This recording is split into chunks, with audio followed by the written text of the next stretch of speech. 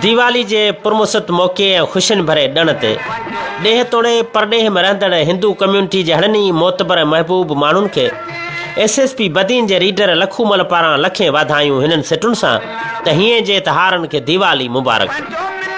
हीअं जे त्योहारनि खे दीवाली मुबारक। पिरीं यार प्यारनि खे दीवाली मुबारक।